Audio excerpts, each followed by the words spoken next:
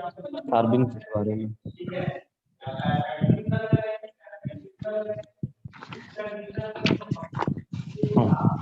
Good morning बच्चों। Good morning sir. कल बता रहे थे हम लोग कार्बन के जो सक्रिय माध्य होते हैं, इंटरमीडिएट होते हैं, उनके बारे में बात कर रहे थे।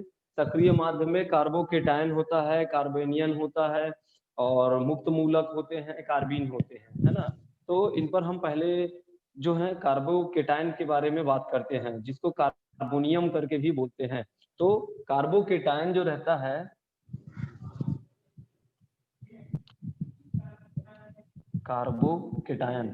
कार्बोकेटायन जो रहता है उसको हम ऐसे दिखाते हैं कि कार्बन पर यदि एक हाइड्रोजन, कार्बन की वैलेंसी जो होती है 4 होती है, 1 2 3 और ये 4, इनकी संयोजकता 4 होती है। तो इसमें से कोई यदि कोई ऋणावेशी तत्व जो है, इनका भी इलेक्ट्रॉन यदि निकाल ले तो उसमें से एक इलेक्ट्रॉन की कमी हो जाती है, जिसको हम पॉजिटिव चार्ज करके दिखाते हैं। तो ये होता है कार्बोकेटायन, है ना। कार्बोकेटायन जो रहती है इसके बारे में बात करते हैं।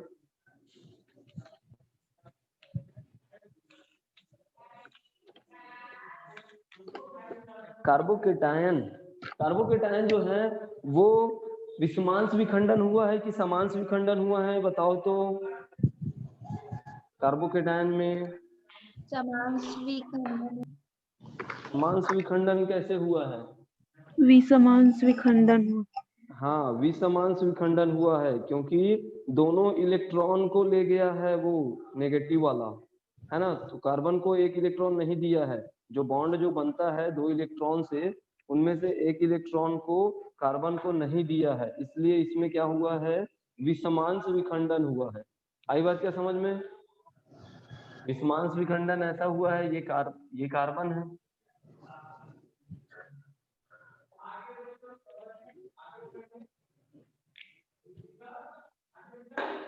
हाँ, ये इस प्रकार से कार्बन है, इधर से हाइड्रोजन जुड़ा है, इधर से हाइड्रोजन जुड़ा है, इधर से हाइड्रोजन जुड़ा है, और इधर से कोई हैलाइड जुड़ा है। तो ये 2 इलेक्ट्रॉन से मिलकर जुड़ा हुआ है ये बॉन्ड जो।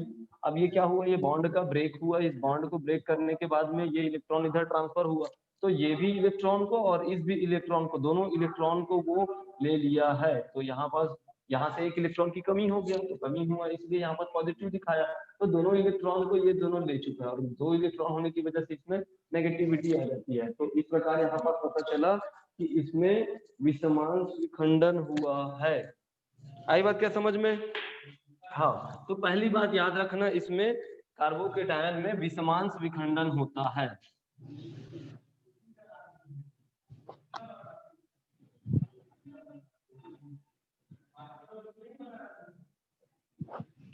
विषमांश विखंडन होता है। तो कार्बोकेटायन के लिए पहली बात तो याद रखना कि विषमांश विखंडन होता है। इसका डेफिनेशन बोलना चाहूंगा तो ऐसा बोलूंगा, वह आयन जिसका कार्बन परमाणु धनावेशित होता है कार्बोकेटायन कहलाता है। वह आयन, देखो प्लस या माइनस का चार्ज रहता है तो आयन बोलते हैं। वह आयन जिसका कार्बन परमाणु धनावेशित होता है इसको कार्बोकेटायन बोलते हैं। याद रहेगा, वह आयन जिसका कार्बन परमाणु धनावेशित रहता है उसको हम कार्बोकेटायन बोलते हैं। पहली बात कि इसमें विषमांश विखंडन होता है, विषमांश विखंडन होता है। और आगे बात करते हैं अब कार्बोनियम आयन के प्रकार। इनके प्रकार जो होते हैं, कार्बोनियम आयन जो होते हैं, कार्बोकेटायन जो होते हैं, वो 3 प्रकार के होते हैं। प्रकार 3 प्रकार के होते हैं। एक होता है प्राथमिक, द्वितीयक और ये तृतीयक, है ना। प्राथमिक, द्वितीयक और तृतीयक करके 3 प्रकार के होते हैं। तो प्राथमिक किसको बोलेंगे? ऐसा कार्बन परमाणु जो किसी एल्किल समूह के साथ में जुड़ा हो और वो प्राथमिक हो। प्राथमिक हो, जैसे CH2 है यहाँ पास, है ना। एक एल्किल ग्रुप जुड़ा रहता है, उसको हम किसी कार्बन परमाणु के साथ एक एल्किल ग्रुप जुड़ा रहता है, उसको हम प्राथमिक कार्बन बोलते हैं। कार्बन प्राथमिक, तो ये इस पर यदि पॉजिटिव का चार्ज रहे तो इसको हम बोलते हैं प्राथमिक कार्बोकेटायन करके बोलते हैं। द्वितीयक किसको बोलते हैं? द्वितीयक में बोलते हैं हम यदि 2 एल्किल ग्रुप रहे, 2 एल्किल ग्रुप रहे तो इस कार्बन के साथ में क्या मैं CH2 लिखूंगा, क्या इसको मैं CH2 करके लिखूंगा? नो। हाँ, नहीं लिखूंगा, CH करके लिखूंगा। ठीक है, हाँ याद रखना, इसमें प्लस का चार्जेस दिखा रहा हूं तो ये CH करके हो जाएगा पॉजिटिव। ठीक है, इसको बोलते हैं, इसमें 2 एल्किल ग्रुप जुड़ा हुआ है तो इसको बोलते हैं द्वितीयक। और उसके बाद में 3 एल्किल ग्रुप यदि जुड़ा रहे इस कार्बन के साथ तो अब H भी नहीं आएगा ना, 2 हाइड्रोजन 1 हाइड्रोजन, अब हाइड्रोजन नहीं रहेगा। और इसमें अब पॉजिटिव का चार्ज, 3 एल्किल ग्रुप जुड़े रहेंगे तो इसको हम बोलेंगे तृतीयक कार्बोकेटायन।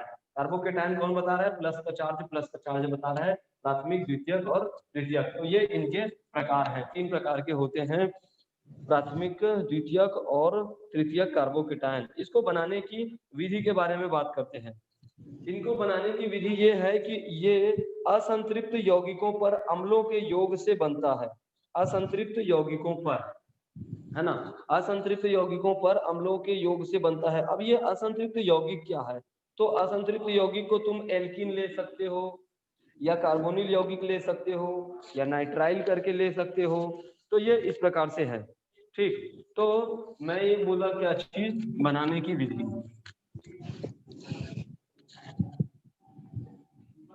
बनाने की विधि में मैंने हेडिंग बोला कि असंतृप्त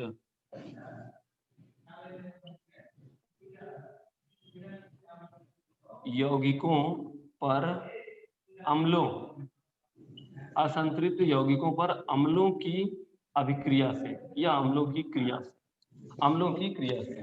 असंतृप्त यौगिक क्या होगा? देखो, संतृप्त किसको बोलते हैं और असंतृप्त किसको बोलते हैं?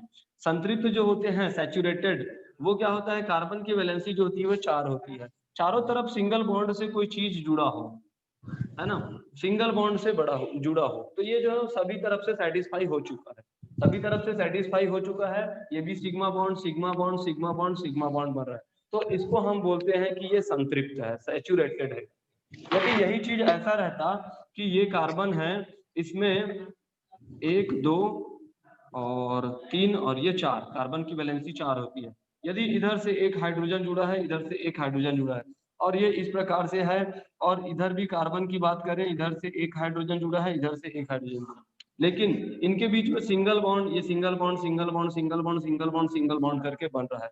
लेकिन एक जो इलेक्ट्रॉन है, एक इलेक्ट्रॉन है इसके पास, एक इलेक्ट्रॉन इनके पास, एक इलेक्ट्रॉन इनके पास, इन दोनों जो है वो किसी तीसरे के साथ में और नहीं जुड़ा है, ये आपस में क्या हुआ है? पाई बॉन्ड बनाए हैं, मतलब इलेक्ट्रॉन का साझा करके बॉन्ड बनाए हैं, डबल बॉन्ड। तो ये जो रहता है वो संतृप्त नहीं है, क्योंकि ये पाई बॉन्ड जो होते हैं वो वीक होते हैं, पाई बॉन्ड वीक होने की वजह से वो ब्रेक हो सकते हैं, तो इसलिए इसको बोलते हैं हम असंतृप्त यौगिक बोलते हैं।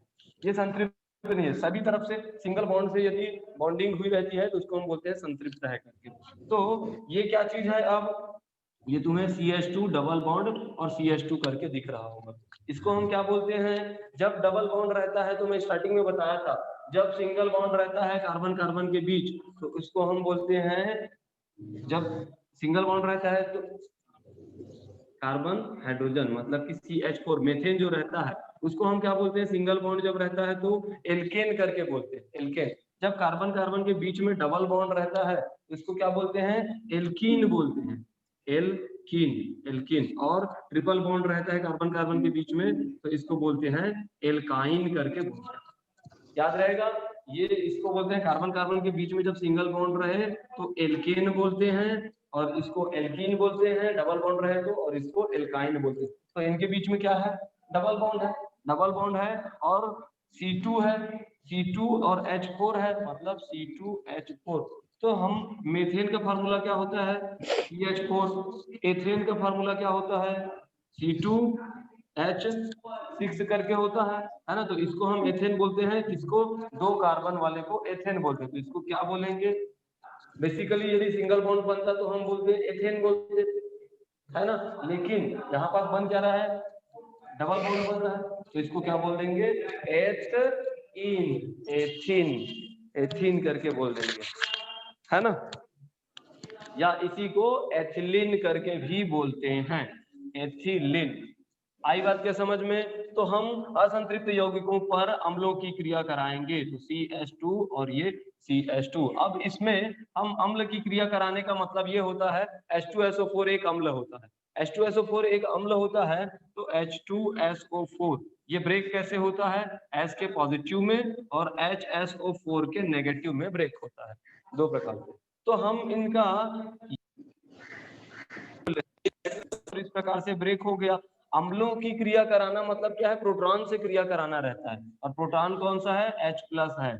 ये अम्ल से क्रिया करना मतलब इसके प्रोटॉन से क्रिया कराना है, इनके प्रोटॉन से क्रिया कराना है।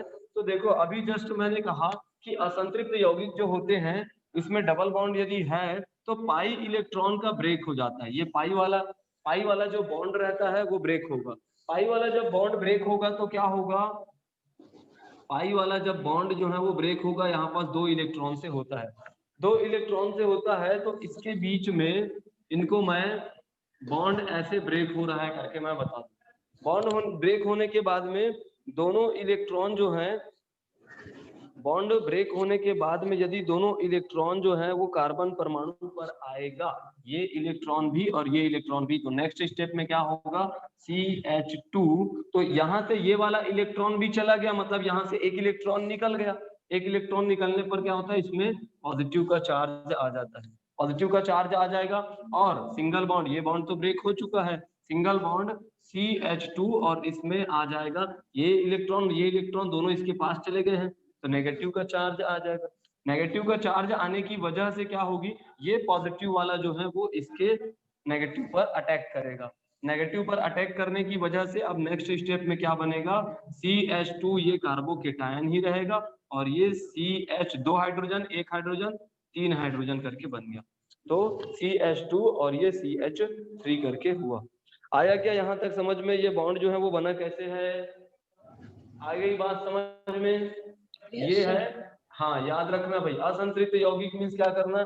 एल्कीन होता है, कार्बोनिल ग्रुप होता है, नाइट्राइल होता है। तो तुम एक चीज याद रखो, एल्कीन जो होते हैं, डबल बॉन्ड जो होते हैं और ट्रिपल बॉन्ड होते हैं, ये सब जो है वो असंतृप्त में आते हैं, ठीक है। एल्केन जिसके बीच में सिंगल सिंगल बॉन्ड से बंधे रहते हैं वो संतृप्त में आते हैं। तो चलो आगे बात करते हैं। अब आगे बात करते हैं, इसके बाद है कार्बोकेटायन की अभिक्रिया है, रिएक्शंस ऑफ कार्बोकेटायन। कार्बोकेटायन की ये बनाने की विधि था, अब हम बन गया है वो चीज, कार्बोकेटायन बन चुका है, अब हमें उस किसी दूसरे के साथ क्रिया कराना है, तो ये होती है कार्बोकेटायन की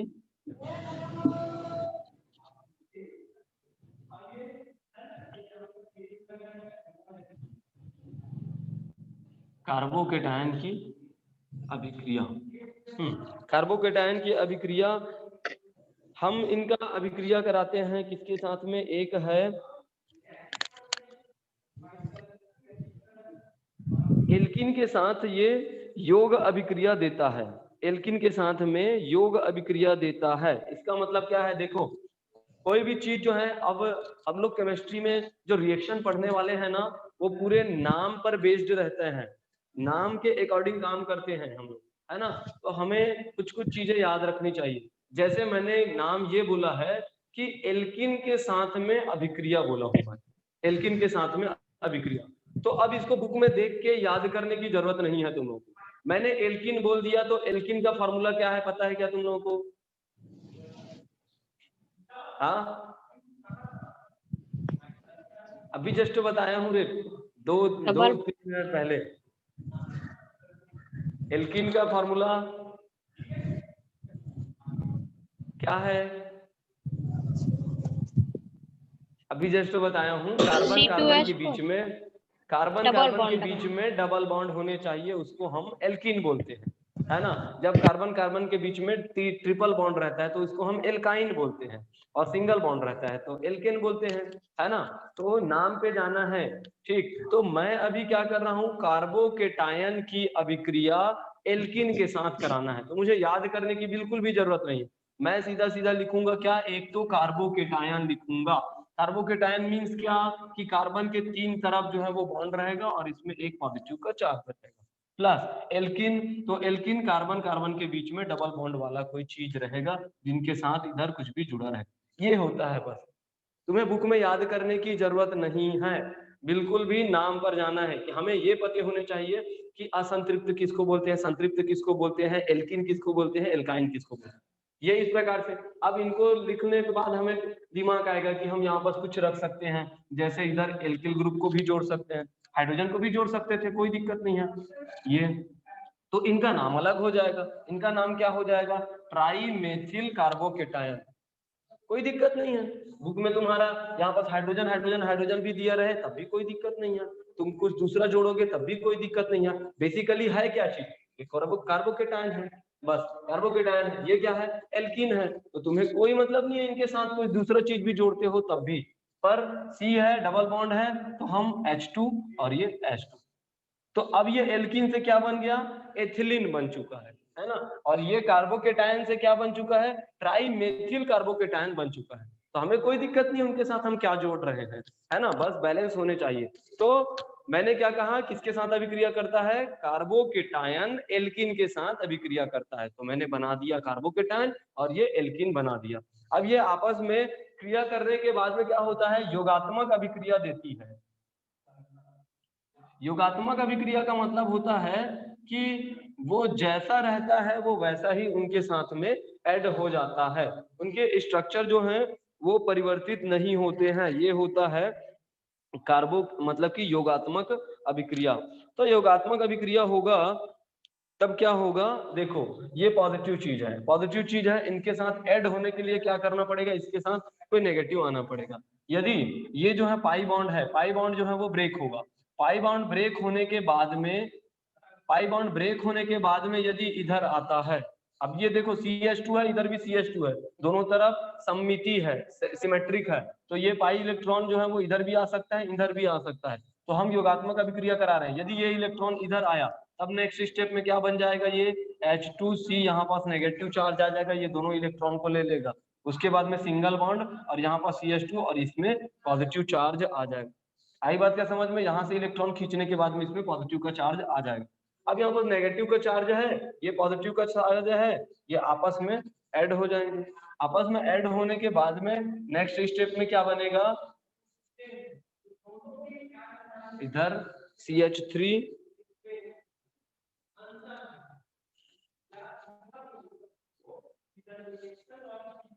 CH3C और ये CH3 ये वाला, और उसके बाद में ये CH3, अब ये इसके साथ ऐड हो रहा है, तो ये C और कार्बन की वैलेंसी तो इतनी हो गई, और उसके बाद में CH2 और इधर CH का 2। हाँ अब देखो मैं इसमें एक बात और बताऊंगा तुम लोगों को, हाँ यहाँ पास कार्बन की वैलेंसी देखना जी, ये कार्बन की वैलेंसी देखो, कार्बन की वैलेंसी देखोगे तो कितना है, 3 हाइड्रोजन पूरा कर रहा है, एक ये बॉन्ड पूरा कर रहा है, 4 हो गया, 3 हाइड्रोजन पूरा कर रहा है, एक बॉन्ड पूरा कर रहा है, 3 हाइड्रोजन पूरा कर रहा है, एक बॉन्ड पूरा कर रहा है, ठीक है। अब यहाँ पास ये कार्बन की 1 2 3 4 चारों तरफ से कर रहा है, इसलिए हाइड्रोजन नहीं किए हैं इसमें। इस कार्बन की एक ये बॉन्ड पूरा कर रहा है, 2 हाइड्रोजन पूरा कर रहा है, 3 हो गया, और एक ये बॉन्ड कर रहा है, तो 4 हो गए, 4। अब उसके बाद में, हाँ तो इसलिए यहाँ पर मैं CH2 लिख सकता हूँ, ना कि ओनली CH बस नहीं लिखूंगा क्योंकि उसकी वैलेंसी भी कंप्लीट होगी। अब ये कार्बन है, इसमें एक जो है बॉन्ड कंप्लीट कर रहा है और एक 2 जो है वो हाइड्रोजन, तो कितने हुए, 3 हुए, लेकिन एक कहाँ है, एक नहीं है, इसलिए क्या करना पड़ेगा, ये जो चार्ज है वो इस पर चार्ज था ना, तो वो इसको बता रहा है कि इसके एक इलेक्ट्रॉन जो है वो कहीं निकल के चला गया, तो इसलिए यहाँ पास प्लस का चार्ज। तो इसलिए इन सब बातों का ध्यान रखना कि सिर्फ CH2 रख दोगे तो गलत हो जाएगा, उसमें पॉजिटिव का चार्ज बताना पड़ेगा, क्योंकि इनके पास जो कार्बन के पास एक एक्स्ट्रा इलेक्ट्रॉन रहता है वो कहीं चला गया है, मतलब इधर इधर चला गया है, तो यहाँ पास पॉजिटिव का चार्ज। ठीक, तो इस प्रकार मैंने क्या कहा, इनकी अभिक्रिया, कार्बोकैटायन की अभिक्रिया हम किसके साथ कराते हैं, एल्किन के साथ कराते हैं, एल्किन के साथ क्रिया कराने के बाद में ये इस प्रकार से बनता है। तो तुम्हें रिएक्शन याद करने की जरूरत नहीं है, बुक से सीधा कॉन्सेप्ट समझ के लिख सकते हो। अब उसके बाद में है कार्बोकैटायन की संरचना है, कार्बोकैटायन की संरचना के बारे में बात करते हैं। ठीक,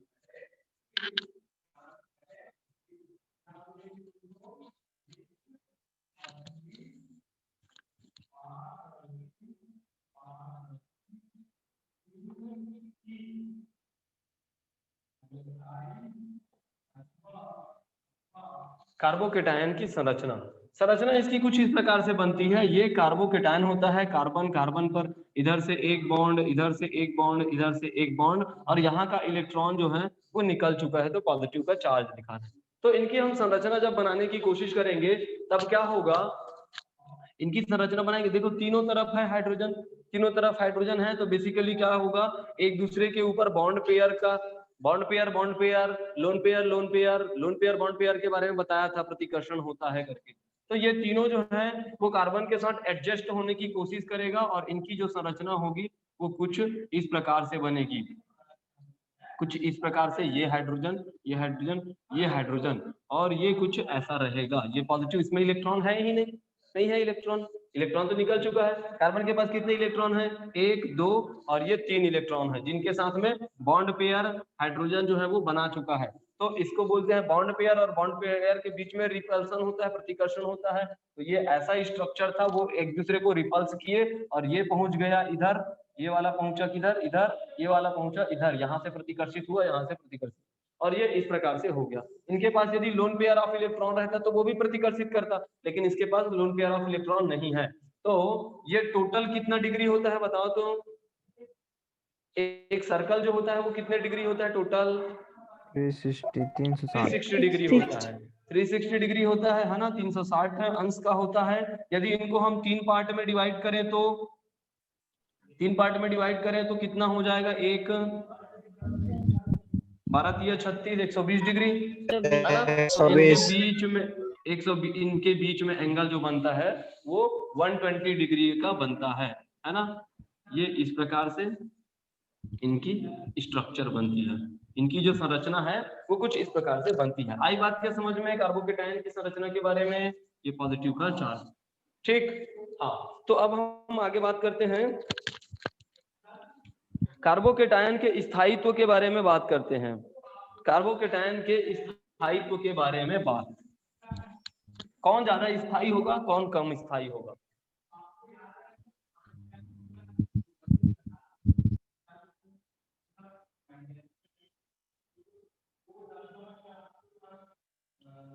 कार्बोकेटायन का स्थायित्व, और ये क्रम तुम्हारे एग्जाम में पूछे जाते हैं। इनका मेथेन है, प्राथमिक कार्बोकेटायन, द्वितीयक कार्बोकेटायन और तृतीयक कार्बोकेटायन को स्थायित्व के क्रम में जमाइए करके आता है क्वेश्चन, है ना। तो कैसे जमाओगे उसको देखते हैं। सॉरी, मेथेन CH4 मेथेन है, प्राथमिक कार्बोकेटायन, द्वितीयक कार्बोकेटायन और तृतीयक कार्बोकेटायन को क्रम को जमाइए। तो प्राथमिक कार्बोकेटायन में मैं कितने एल्किल ग्रुप बोला था, ये है हमारा CH4 मेथेन है, मेथेन है, तो इसको हम ऐसा लिख सकते, CH4 जो है, अच्छा CH4 मेथेन होता है, तो इनमें से एक इलेक्ट्रॉन निकल गया तब जाके वो केटायन दिखाएगा, है ना, एक इलेक्ट्रॉन, तो CH3, तो CH3 को मैं ऐसा लिख सकता हूँ क्या, और ये कार्बोकेटायन, ठीक है। अब प्राथमिक कार्बोकेटायन को कैसे लिखूंगा, इनके साथ एक एल्किल ग्रुप जुड़ा है, एक एल्किल ग्रुप जुड़ा है किसके साथ में, हाँ R और CH का ट्वाइस होता है, ऐसा बताया हूं कार्बोकेटायन को। और दूसरा है द्वितीयक कार्बोकेटायन में 2 एल्किल ग्रुप जुड़े रहेंगे, 2 एल्किल ग्रुप जुड़े रहेंगे और CH बस रहेगा, और ये पॉजिटिव का चार्ज है ना। और उसके बाद में तृतीयक में होगा क्या चीज, ये CH3 3 एल्किल ग्रुप जोड़ दिया CH3, और इसमें कोई भी हाइड्रोजन नहीं रहेगा, तो इसमें ये प्लस का चार्ज। तो आई बात क्या समझ में, ये है तुम्हारे, ये मेथिल कार्बोकेटायन है, मेथिल कार्बोकेटायन है, मेथिल कार्बोकेटायन, और ये है तुम्हारा प्राथमिक कार्बोकेटायन, ये द्वितीयक कार्बोकेटायन है, और ये है तृतीयक कार्बोकेटायन। अब स्थायित्व का क्रम बताओगे तो प्रेरणिक प्रभाव से, इंडक्टिव इफेक्ट से बता सकते हो क्या, कौन ज्यादा सक्रिय रहेगा। हम स्थायित्व की बात कर रहे हैं, स्थायित्व का मतलब यह है कि कम सक्रिय, जो ज्यादा स्थायित्व जो होती है, स्टेबिलिटी जो होती है, स्टेबिलिटी जो होती है वो इनवर्सली प्रोपोर्शनल होती है किसकी, रिएक्टिविटी की, है ना। इसका मतलब क्या है कि स्थायित्व जो होता है, स्थायित्व जो होता है वो क्रियाशीलता का इनवर्सली प्रोपोर्शनल होता है। इसका मतलब क्या हुआ, कोई चीज जो है वो यदि स्थायित्व ज्यादा है तो कम क्रियाशील होगा, है ना। यदि वो ज्यादा क्रियाशील है मतलब कम स्थायी होगा। आई बात क्या समझ में, स्थायी वही होगा जो कम क्रियाशील होंगे, है ना। तो ये जो होते हैं वो इनवर्सली प्रोपोर्शनल होता है। तो इनके अकॉर्डिंग बता सकते हो तुम लोग। जैसे देखते हैं हम लोग हाइड्रोजन मेथिल कार्बोकेटायन की बात करते हैं। मेथिल कार्बोकेटायन में क्या होता है कि हाइड्रोजन की नेचर नहीं होती है कि वो इलेक्ट्रॉन को डोनेट करे, है ना, तो वो चुपचाप रहता है ना। अब बात करते हैं हम ये प्राथमिक कार्बोकेटायन की बात करते हैं। इनमें एक एल्किल ग्रुप रहता है, इनका नेचर होता है कि वो एक इलेक्ट्रॉन को डोनेट करे। इलेक्ट्रॉन कैसा रहता है, नेगेटिव रहता है और इसके पास है पॉजिटिव। तो इसके पास क्या है, वो कोई पॉजिटिव चीज और कोई नेगेटिव चीज आपस में मिलाएगा तो क्या करेगा, स्थायित्व होने की कोशिश करेगा, है ना, पॉजिटिव और नेगेटिव बैलेंस होने की कोशिश करेगा। अब यहाँ पर क्या है, दो एल्किल ग्रुप है तो दो इलेक्ट्रॉन जा रहा है, तो जो प्रोटॉन जितना बचा था उसको वो नेगेटिव ज्यादा बैलेंस करने की कोशिश कर रहा है, और यहाँ पर 3 इलेक्ट्रॉन जो है इनके पास जा रहा है, तो इस प्लस वाले को उससे ज्यादा बैलेंस करने की कोशिश कर रहा है। मतलब कोई पॉजिटिव चीज है, उसके पास 3 ठोक नेगेटिव चीज गया, ज्यादा नेगेटिव चीज गया, तो क्या हुआ, ज्यादा स्थायित्व हुआ। तो इसका क्रम जो होगा, स्थायित्व के क्रम में ये ज्यादा स्टेबल होगा। और उसके बाद में ये उनकी अपेक्षा यहाँ पर कम नेगेटिव चीज मिल रही है, तो उनकी अपेक्षा ये कम होगा और उनकी अपेक्षा ये कम होगा, और सबसे कम तो ये होगा, क्योंकि यहाँ पर प्लस का चार्ज है ये।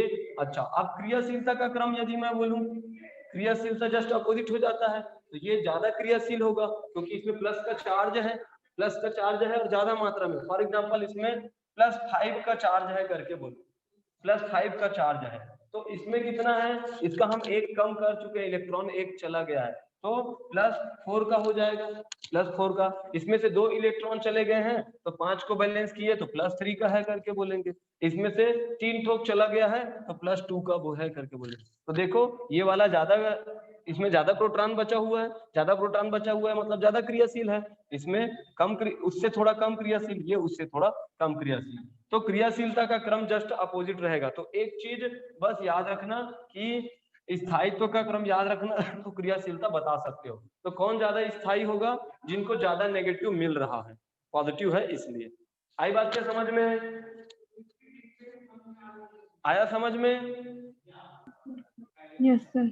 Yes sir. हाँ, डाउट होगा तो पूछ सकते हो।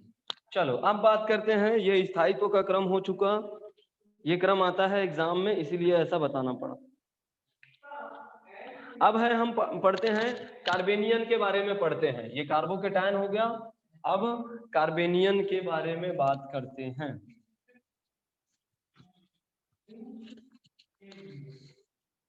यहाँ लिखूंगा दिखेगा, हाँ।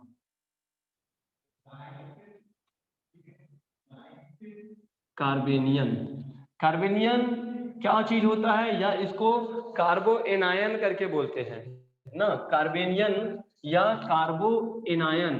उसको क्या बोले, कार्बो केटायन बोले, केटायन, और ये है कार्बो एनायन है,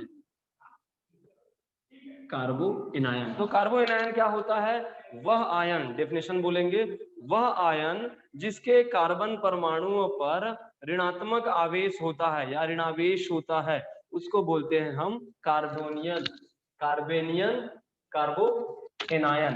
तो ये हो जाएगा, ये कार्बन परमाणु हो गया, इधर एक हाइड्रोजन, इधर हाइड्रोजन और इधर हाइड्रोजन, और इसमें है माइनस का चार्ज, तो इसको बोलते हैं हम कार्बो एनायन, है ना।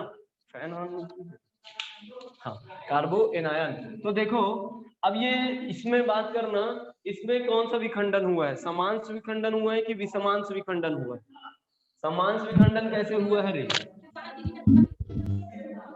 CH3 है, यहाँ पास 2 इलेक्ट्रॉन है, 2 इलेक्ट्रॉन, यदि ये इलेक्ट्रॉन इनको मिलता है, ये इलेक्ट्रॉन इनको मिलता, तब बोलते हैं समांश विखंडन, समान अंश में वो टूटा है। लेकिन इसमें क्या हो रहा है, CH3 और ये दोनों इलेक्ट्रॉन को वो खुद ले रहा है, तब जाके उसमें ऋण का चार्ज बन रहा है ना, और इधर X जो है वो पॉजिटिव बन रहा है, तो इसमें भी विषमांश विखंडन हुआ है, ठीक है। तो समझ आया। तो कार्बोकेटायन में भी विषमांश विखंडन होता है और कार्बोएनायन में भी विषमांश विखंडन होता है, विषमांश विखंडन होता है। चलो ठीक है, ये इनके बारे में जान गए। अब मैं इस चीज को लिख के रखा हूं तो एक चीज इनसे कंपेयर करके बताना चाहता हूं, इसलिए लिख के रखा हूं। तो चलो पहले स्थायित्व का ही बात कर देते हैं। कार्बेनियन समझ आ गया। स्थायित्व का बात करते हैं किसके, कार्बोएनायन की। कार्बोएनायन की स्थायित्व के बारे में बात करूंगा मैं, इसी के टर्म्स में बात करूंगा। तो इसको मैं कैसे लिखूंगा, ये मेथिल का, अब नेगेटिव चार्ज लिखना पड़ेगा और उसके बाद में ये प्राथमिक और ये द्वितीयक और ये तृतीयक, इनके बारे में।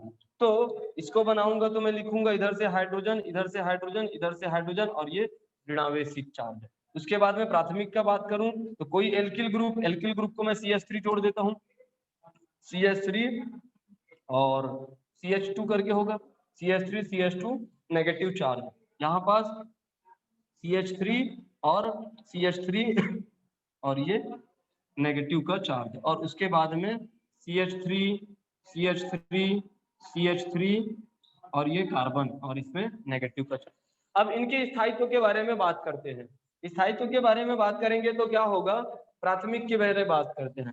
प्राथमिक में क्या होता है, एल्किल ग्रुप का नेचर होता है इलेक्ट्रॉन को डोनेट करता है, इलेक्ट्रॉन को डोनेट कर रहा है, इलेक्ट्रॉन को डोनेट कर रहा है, इसका मतलब इसके पास नेगेटिव चीज जा रहा है और वो ऑलरेडी नेगेटिव है ना, वो नेगेटिव है, पहले से वो नेगेटिव है और उसके पास और नेगेटिव जा रहा है, तो वो जो है और ज्यादा सक्रिय होगा, है ना। इसमें से 2 इलेक्ट्रॉन जा रहा है, इसमें से 3 इलेक्ट्रॉन जा रहा है, तो सबसे ज्यादा सक्रिय कौन सा हो जाएगा, ये वाला सबसे ज्यादा सक्रिय हो जाएगा। इसका मतलब इसकी स्टेबिलिटी जो होगी वो सबसे कम हो जाएगी, ये सबसे ज्यादा क्रियाशील हो जाएगा, क्योंकि इसमें 3 इलेक्ट्रॉन और मिल रहा है और ऊपर से 1 इलेक्ट्रॉन और है, 4 इलेक्ट्रॉन हो गए, तो इनकी सक्रियता जो होगी वो कम होगी, सॉरी सक्रियता सबसे ज्यादा होगी, ज्यादा क्रियाशील होगा, तो इसलिए इनकी स्टेबिलिटी जो होगी वो कम होगी, और उनसे कम इनकी स्टेबिलिटी होगी, उनसे कम इनकी स्टेबिलिटी होगी। तो देखो कंपेयर करोगे तो कार्बोकेटायन जो रहता है उसमें सबसे कम स्थायी कौन है, ये मेथिल कार्बोकेटायन सबसे कम है, जबकि इसमें सबसे ज्यादा क्रियाशील वही है, सबसे ज्यादा स्थायी ये है ना, ज्यादा स्थायी ये है। आई बात क्या समझ में, दोनों को कंपेयर करके देखे तो एक दूसरे का अपोजिट होता है। तो इसमें लग रहा है प्रेरणिक प्रभाव, ठीक।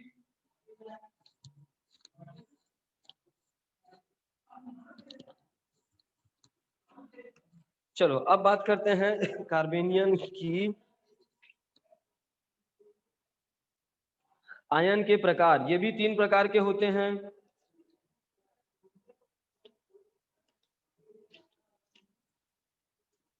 कार्ब एनायन जो होते हैं वो भी 3 प्रकार के होते हैं, 3 प्रकार के, वही प्राथमिक द्वितीयक और तृतीयक जो अभी लिखा था, जिनके साथ में 1 एल्किल ग्रुप हो, 2 एल्किल ग्रुप हो और 3 एल्किल ग्रुप हो करके, है ना। अब बात करते हैं कार्बोनियन का बनना, इनके बनाने की विधि के बारे में। बनाने की विधि में ये चीज है कि यदि कोई एल्किल ग्रुप है CH3 और कोई हैलोजन के साथ में जुड़ा हुआ है, हैलोजन जो होता है वो नेगेटिव होता है ना, ऋणात्मक होता है, तो होना ये है कि कार्बन पर हमें ऋण का चार्ज आना है, कार्बन पर ऋण चार्ज आना है, इसका मतलब क्या है कि ये जो 2 इलेक्ट्रॉन है वो दोनों इलेक्ट्रॉन को कार्बन जो है वो ग्रहण करेगा, कार्बन को, दोनों इलेक्ट्रॉन को ग्रहण करेगा, तो दोनों इलेक्ट्रॉन को ग्रहण करने के बाद में क्या होगा, CH3 और ये नेगेटिव का चार्ज, और उसके बाद में हाइड्रोजन से हैलोजन से 1 इलेक्ट्रॉन निकल चुका है, तो इसमें पॉजिटिव का चार्ज होना चाहिए, इस प्रकार से बनने चाहिए। क्या ये चीज समझ आ रहा है, ऐसे बनने चाहिए। लेकिन हम तो ऑलरेडी जानते हैं ना कि हैलोजन की जो होती है स्ट्रक्चर वो छोटी होती है और एल्किल ग्रुप जो है वो बड़ा होता है, तो वो कैसे ये वाला इनके इलेक्ट्रॉन को खींच पाएगा, जबकि इनका डिस्टेंस ज्यादा है, इनका डिस्टेंस कम है, तो ये खींचेगा ना हमेशा, ये खींचेगा, ये वाला हैलोजन जो है वो इलेक्ट्रॉन को खींचेगा, ना कि ये चीज, ये हमारी मर्जी से थोड़ी ना चलता है, ये तो उनके अट्रैक्शन पर डिपेंड करता है, तो ये जो है हैलोजन खींचेगा, तो इसलिए इसमें ऐसी अभिक्रिया नहीं होती है। तो इसमें क्या चीज होती है, इसमें ये होता है कि हमें अलग से ये चीज नहीं होता है ना, ये चीज इसलिए बताया तो ये कार्बन है और ये CH2 और इधर से एक हाइड्रोजन जुड़ा हुआ है और उसके बाद में ये इधर से हैलोजन के साथ जुड़ा है, तो ये भी वही हुआ एल्किल और हैलाइड हुआ, तो ये CH3 और X करके हुआ।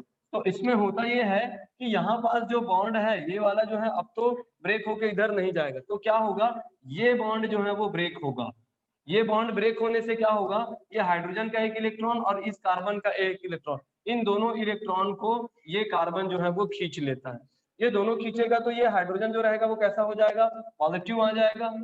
हाइड्रोजन जो है वो पॉजिटिव आ जाएगा, हाइड्रोजन पॉजिटिव हो जाएगा और उसके बाद में ये जो CH2 करके है वो नेगेटिव चार्ज आ जाएगा और ये किसके साथ है, हैलाइड के साथ में है।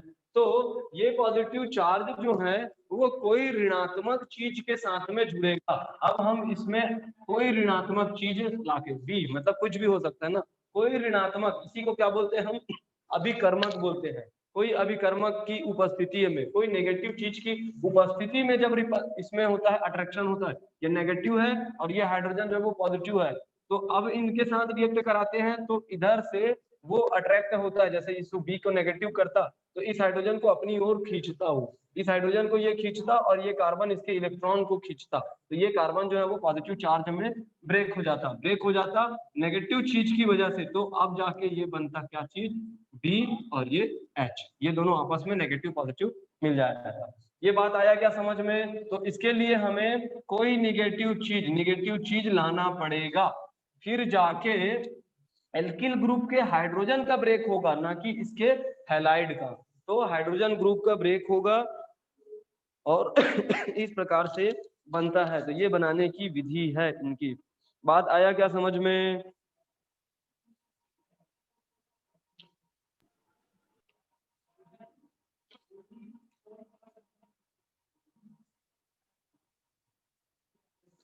आया जी समझ में? इसमें नेगेटिव का चार्ज ऐसे आएगा, कोई ऐसा नहीं लिखेगा जो गलती अभी कुछ देर पहले तुम लोगों को बता रहा था कि ऐसी गलती होता है करके, यहाँ से बॉन्ड ब्रेक हुआ इसमें चला गया, सॉरी बॉन्ड ब्रेक हुआ इधर चला गया, तो CH3 नेगेटिव तो हो गया और इसको लिख दिए पॉजिटिव, जबकि ये पॉसिबल नहीं है ना, क्योंकि ये हैलोजन है नेगेटिव रहता है, तो इसलिए ऐसा कोई नहीं करेंगे। तो क्या करेंगे, कोई नेगेटिव चीज लाएंगे, ये हाइड्रोजन को ब्रेक करेंगे, ये दोनों आपस में क्रिया करेगा, इनका इलेक्ट्रॉन कार्बन ले लेगा और इस प्रकार से कार्बेनियन बन जाएगा। ठीक ये तो रहा बनाने की विधि। अब हम आगे बात करते हैं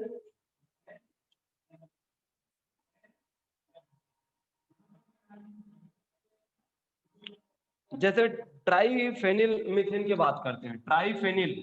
ट्राइफेनिल फेनिल जानते हो क्या, फेनिल जानते हो फार्मूला, ट्राइफेनिल करके बोल रहा हूं मैं ना, तो फेनिल फिनॉल जानते हो, फिनॉल की स्ट्रक्चर बेंजीन रिंग में C6H5OH रहता है, उसको बोलते हैं हम फिनॉल, है ना। और फेनिल, जब मेथेन जो है वो मेथिल कैसे बनता है, मेथिल कब बनता है, जब एक हाइड्रोजन को निकाल देते हैं। वैसे ही बेंजीन जो रहता है C6H6, इनमें से एक हाइड्रोजन निकाल देने के बाद में वो बनता है फेनिल, बनता है C6H5। अब मैं बोला हूँ ट्राइफेनिल बोला हूँ, तो ट्राइफेनिल मतलब ये 3 टाइम्स ट्राइफेनिल करके, ट्राइफेनिल मीथेन बोला हूँ, ट्राइफेनिल मीथेन बोला हूँ, तो ये हो जाएगा क्या चीज, मीथेन कैसे बनता है, CH3 और ये H, CH4 आया क्या समझ में, ये है मीथेन CH4, इसको मैं लिख सकता हूँ कैसे, 3 हाइड्रोजन इधर 1 हाइड्रोजन इधर, ऐसा भी लिख सकता हूँ। तो ये भी क्या चीज है, मेथेन ही है, 1 कार्बन और 4 हाइड्रोजन, ये भी मेथेन ही है और इनके ही जैसा स्ट्रक्चर इनका होना चाहिए। तो इसको मैं समथिंग बोलूं, समथिंग कितने बार है, 3 बार है, ठीक, और ये कार्बन और एक तरफ जुड़ा है हाइड्रोजन, तो इसको बोलते हैं ट्राइफेनिल मीथेन। मीथेन क्यों, क्योंकि ये मीथेन के स्ट्रक्चर में है, 1 कार्बन और 3 और 1 4 है, तो इसको बोलते हैं ट्राइफेनिल मीथेन बोलते हैं। हाँ ट्राइफेनिल मीथेन। बेसिकली तुम लोग यहाँ से जाने क्या चीज कि ये जो एल्किल ग्रुप था उनमें से हाइड्रोजन रिलीज हुआ है, हाइड्रोजन जो है वो निकला है, हाइड्रोजन रिलीज हुआ है और जाके इनके साथ में ऐड हुआ है। है ना, तो हाइड्रोजन रिलीज होता है। तो इस कंडीशन में भी क्या होगा कि हाइड्रोजन जो है वो रिलीज होगा। हाइड्रोजन रिलीज होगा तो क्या बनेगा, ये हाइड्रोजन के बीच में इसका बॉन्ड है, यहाँ पास एक हाइड्रोजन का बॉन्ड है, इसमें एक इलेक्ट्रॉन और ये दूसरा इलेक्ट्रॉन, ये बॉन्ड जो है वो ब्रेक होंगे। ब्रेक होने के बाद क्या होता है, कार्बन जो है, हाइड्रोजन पॉजिटिव रहता है, कार्बन थोड़ा पॉजिटिव नेगेटिव दोनों रहता है, +4 -4, तो ये जो है इसके इलेक्ट्रॉन को खींच लेगा। इन दोनों इलेक्ट्रॉन को खींचने की वजह से ये बन जाएगा C6H5 का ट्राई, और ये यहाँ पास आ जाएगा ऋणावेशित चार्ज। ये हाइड्रोजन जो है वो प्लस आयन के रूप में बाहर निकल चुका है, कोई नेगेटिव आएगा उसके साथ में जुड़ जाएगा। तो आई बात क्या समझ में, कार्बेनियन बना है तो इसको क्या बोलेंगे, ट्राइफेनिल कार्बेनियन ये बोलेंगे, या कार्बो एनायन ट्राइफेनिल, और इसको क्या बोलेंगे, ट्राइफेनिल मीथेन बोलेंगे। ठीक, इनके स्ट्रक्चर के जैसा होता है। तो ये है बनाने की विधि। अब आगे बात करते हैं,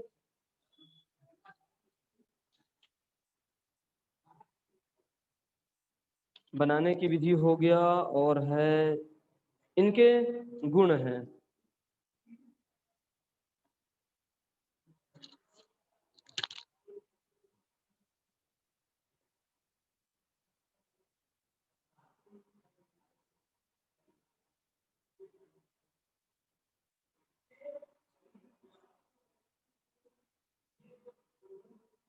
हाँ, इनके गुण के बारे में बात करते हैं।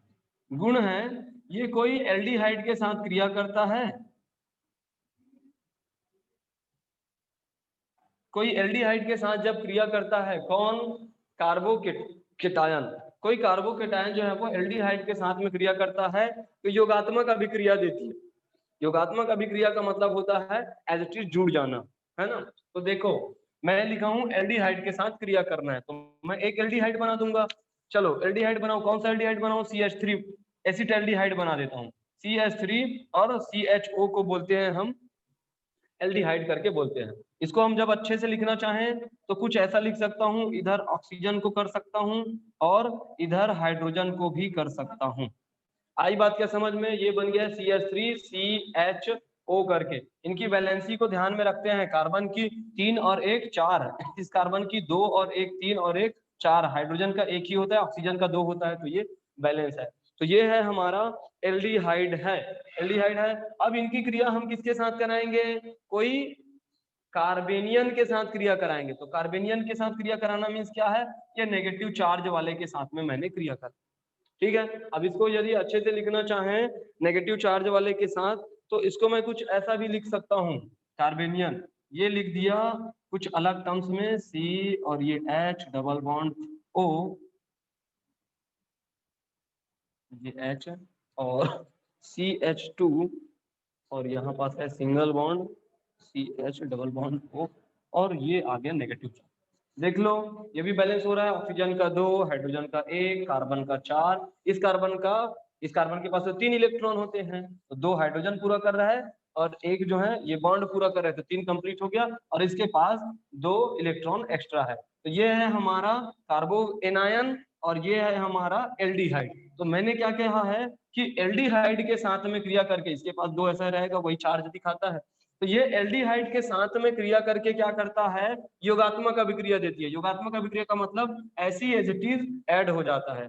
ऐसी एज इट इज जब ऐड होगा तो क्या होगा, यहाँ पर जो पाई इलेक्ट्रॉन है ये इलेक्ट्रॉन ऑक्सीजन पर जाएगा, क्योंकि इस कार्बन की वैलेंसी अभी कंप्लीट है, 2 3 और 1 4 4 है, तो ये अपनी वैलेंसी खराब नहीं करना चाहेगा, बिगाड़ना नहीं चाहेगा, वैलेंसी बिगड़ेगा। लेकिन अब इनको ऐड करना है, ऐड करना है मतलब एक बॉन्ड यहाँ से भी बनाना है, एक बॉन्ड बनाना है तो 2 3 1 4 और 1 5 हो जाएंगे, तो इसलिए प्रॉब्लम क्रिएट होगा। तो क्या करेगा ये, चलो भैया तुम ऊपर शिफ्ट हो जाओ, ऐसे करके इस बॉन्ड को ऊपर शिफ्ट करेगा। ऊपर शिफ्ट करने की वजह से क्या होगा, ऑक्सीजन पर ऋणात्मक चार्ज आ जाएगा, नेगेटिव चार्ज, और उसके बाद में ये वाला इनके साथ में ऐड हो जाएगा। तो फाइनली क्या बना, ये CH3, ये C, यहाँ से सिंगल बॉन्ड, ऑक्सीजन पर नेगेटिव चार्ज, इधर हाइड्रोजन, और उसके बाद में ये इनके साथ ऐड हो गया CH2, और उसके बाद में है C, इधर हाइड्रोजन, और ये डबल बॉन्ड O करके। देखो यहाँ पर बैलेंसी गड़बड़ाया तो नहीं है, कार्बन की 1 2 3 4 होती है, कार्बन की 1 2 3 और ये 4 होती है, तो सही है। तो इस प्रकार से ये क्या किया, योगात्मक अभिक्रिया दिया, और यहाँ से देखना योग हो चुका है इसका, ये कार्बन और CH2 तो एज इट इज जुड़ता है ना, उसके स्ट्रक्चर में चेंजेस नहीं आती है।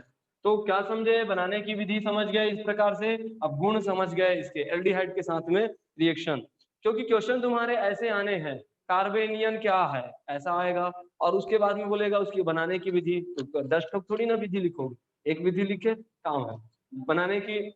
इनके गुण लिखे तो गुण में कोई एक अभिक्रिया लिख दिया एल्डिहाइड के साथ में, ठीक। इनके स्थायित्व का क्रम ज्यादा इंपॉर्टेंट है, स्थायित्व का क्रम आएगा, तो कारण भी बताना पड़ेगा कि ऐसा क्यों करके। तो कारण क्या है, ट्रेनिक प्रभाव का रहता है इन दोनों में, ठीक।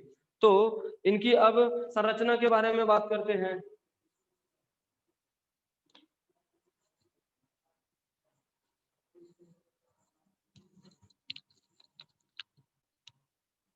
तुम्हें समझ आ रहा है चित्रलेखन? यस सर बोलोगे, तुम ही लोग जाओगे भैया, हमें क्या है, हमें तो हाँ बोलने से आता है कि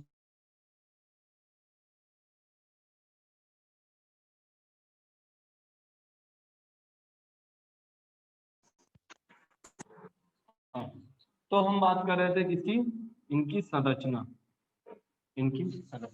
संरचना में कार्बन 1 2 3 4 करके होगा, लेकिन ये क्या चीज है हमारा, ये है हमारा कार्बो एनायन है। एनायन है इसका मतलब क्या है, इनके पास एक इलेक्ट्रॉन और किसी का इलेक्ट्रॉन बॉन्डिंग का इलेक्ट्रॉन को खींचा है ना, ये इस प्रकार से होगा। तो इनकी स्ट्रक्चर जो होंगी वो कैसे, ये हाइड्रोजन हो गया, इधर से हाइड्रोजन हो गया, और इधर से हाइड्रोजन जो है वो जुड़े हैं, और इनके पास 2 इलेक्ट्रॉन एक्स्ट्रा है, 2 इलेक्ट्रॉन एक्स्ट्रा है, तब इनकी स्ट्रक्चर क्या होगी।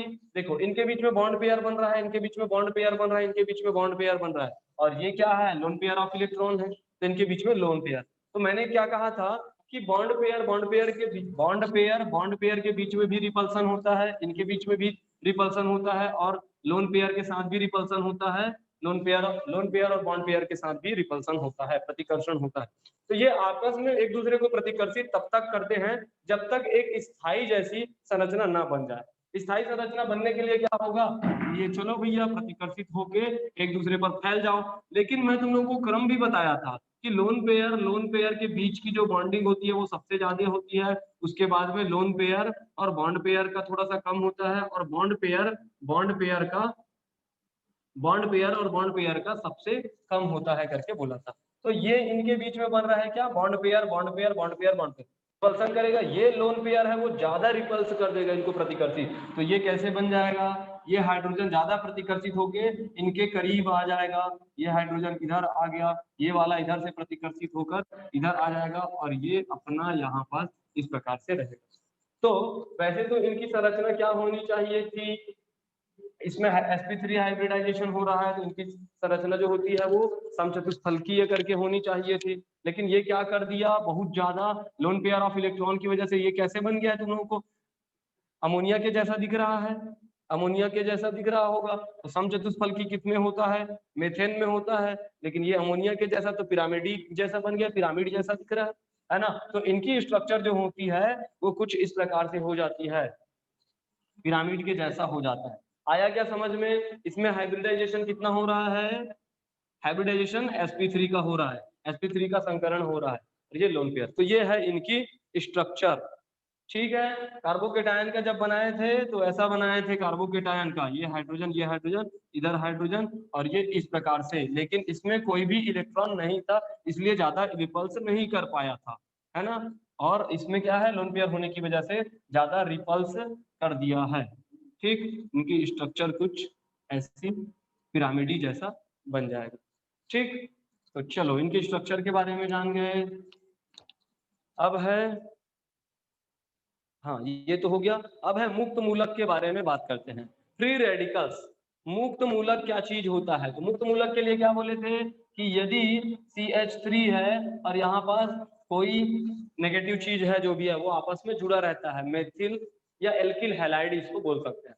इसमें अब बॉन्ड, इसमें क्या होता है, यहाँ से 2 इलेक्ट्रॉन है, इनमें से एक इलेक्ट्रॉन इनको मिल जाए तो ये कार्बन पर एक चार्ज नहीं है ना, कुछ भी चार्ज नहीं है, प्लस का नहीं है ना, माइनस का नहीं है, एक इलेक्ट्रॉन बस एक्स्ट्रा है, इसको बोलते हैं हम फ्री रेडिकल्स। एक इलेक्ट्रॉन मुक्त है तो इसको बोलते हैं मुक्त मूलक, और इसको ऐसा दिखा दो। आई बात क्या समझ में? मुक्त मूलक में एक इलेक्ट्रॉन ऐसे प्रदर्शित होता रहता है। तो वो अब कैसे बनता है? वो कौन सा विखंडन हुआ है अब? समान स्वीखंडन। हाँ, समान विखंडन हुआ है। अब क्यों नहीं बोल पा रही हो? ये इलेक्ट्रॉन है, ये इलेक्ट्रॉन है, ये एक इसको मिला है, एक इसको मिला है, मतलब इक्वल जो है वो डिस्ट्रीब्यूट हुआ है। तो यहाँ पर समान विखंडन होता है। तो फाइनली क्या जाने, कार्बोकेटायन कार्बोएनायन में विसमांश होता है और इसमें समान विखंडन होता है। ये है हमारा मुक्त मूलक, ये हमारा मुक्त मूलक, मुक्त मूलक। ठीक, फ्री रेडिकल्स जिसको बोलते हैं, इसको हम बोलते हैं फेनिल मुक्त मेथिल मुक्त मूलक। CH3 और एक रहे तो इसको बोलते हैं मेथिल है, और मुक्त मूलक है तो इनका नाम हो जाएगा मेथिल मुक्त मूलक, इनका ये नाम है। और यदि ऐसा रहा कुछ C6H5 और ये एक इलेक्ट्रॉन दिखाता रहा है तो इसको हम बोलेंगे फेनिल मुक्त मूलक, मुक्त मूलक, फेनिल मुक्त मूलक। तो इस प्रकार से इनके नाम हो जाएंगे। मुक्त मूलक की जो संरचना होंगी, मुक्त मूलक की जो संरचना होंगी वो कुछ इस प्रकार से होंगी। चलो हम इसकी बात करते हैं। तो ये कार्बन हो गया, इधर हाइड्रोजन और ये इधर हाइड्रोजन, है ना, और यहाँ पास एक इलेक्ट्रॉन बचा रहेगा। तो क्या होगी इनकी संरचना के बारे में? बॉन्ड पेयर के बीच में रिपल्सन होता है, और तब तक रिपल्सन होता है जब तक इक्वल डिस्टेंस ना आ जाए। तो ये कार्बन है, ये हाइड्रोजन, इधर हाइड्रोजन, इस प्रकार से इनके बीच में 120 डिग्री का एंगल बना, और यहाँ पास एक इलेक्ट्रॉन जो है वो एक्स्ट्रा बचा हुआ। यदि वो इलेक्ट्रॉन डबल रहता, लोन पेयर के रूप में रहता, तब जाके उसको प्रतिकर्षित करता, लेकिन वो अभी सिंगल है तो उतना ज्यादा प्रतिकर्षित नहीं कर पाएगा। तो इनके बीच का जो एंगल होगा वो 120 डिग्री होगा, और ये इस प्रकार से स्ट्रक्चर बनेगी किसका? मुक्त मूलक का। हाँ, तो ये मुक्त मूलक जो होते हैं वो अत्यंत सक्रिय होंगे कि नहीं होंगे, बताओ तो? क्रियाशील रहेगा कि नहीं रहेगा?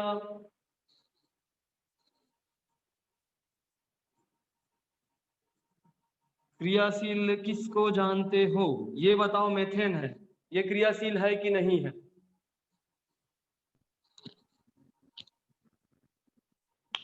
चलो मैं बताऊं कि तुम लोग बताओगे? मैं ही बता देता हूँ। ये है, इनके पास इलेक्ट्रॉन नहीं है, ये 4 इलेक्ट्रॉन है, चारों के साथ में वो बैलेंस है। तो ये उदासीन अणु बन चुका है, उदासीन अणु बन चुका है तो वो किसी के साथ क्रिया करना पसंद नहीं करेगा, क्योंकि ना हमारे पास एक इलेक्ट्रॉन है, ना हम किसी से इलेक्ट्रॉन लेना चाहते हैं, क्योंकि हमारे सभी इलेक्ट्रॉन जो हैं वो फिक्स्ड डिपॉजिट में हम बैंक में जमा कर चुके हैं। हमें ज्यादा पैसे की ना जरूरत है, ना हम किसी से ले सकते हैं, ना हम किसी को दे सकते हैं। तो ये है क्रियाशील नहीं है, अब स्थायी है। ये क्या बोल रहा है? यहाँ पास एक इलेक्ट्रॉन हाइड्रोजन के साथ, एक इलेक्ट्रॉन हाइड्रोजन के साथ, एक इलेक्ट्रॉन हाइड्रोजन के साथ, एक इलेक्ट्रॉन बचा हुआ है। तो ये बोलेगा 3 ठोक 1 लाख का फिक्स डिपॉजिट किया हूँ, 1 लाख और बच चुका है। तो ये कोशिश करेगा, या तो जमीन आएगा तो जमीन खरीदने की कोशिश करेगा, या तो ब्रेड आएगा तो ब्रेड खरीदने की कोशिश करेगा 1 लाख में, है ना, या तो फिर किसी को ब्याज में देने की कोशिश करेगा। तो वो हमेशा वो उस पैसे के बारे में सोचता रहेगा, 1 लाख के बारे में, कि क्या करें क्या करें कर। ठीक है, ये हमेशा क्रिएटिव रहेगा और सक्रिय रहेगा। कोई तीसरा बंदा मिलता है पेयरिंग के लिए, साझा करने के लिए, तो वो साझा कर लेगा। तो ये है, इनमें एक इलेक्ट्रॉन है इसलिए वो हमेशा अत्यंत क्रियाशील रहेगा, क्योंकि इसमें एक लोन पेयर ऑफ इलेक्ट्रॉन, एक इलेक्ट्रॉन है, ओनली एक इलेक्ट्रॉन है ना, अयुग्मित इलेक्ट्रॉन है, अयुग्मित इलेक्ट्रॉन क्रियाशील रहता है। तो इतना तो कम से कम बताया करो रे, कॉमन सेंस लगाते हो। तो लोग केमिस्ट्री पढ़ के आए हो फर्स्ट ईयर में कि अरे 12th में, कि सिर्फ फिजिक्स मैथ्स में पास होके आए हो? हाँ, तो मुक्त मूलक जो रहेंगे वो ज्यादा क्रियाशील रहेंगे। ठीक, अब है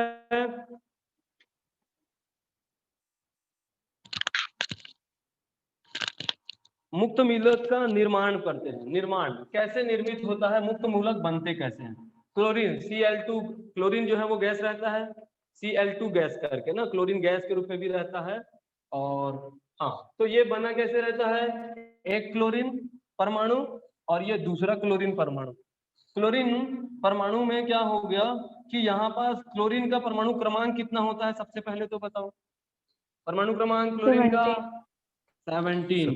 पहले वाले कोष में कितने इलेक्ट्रॉन?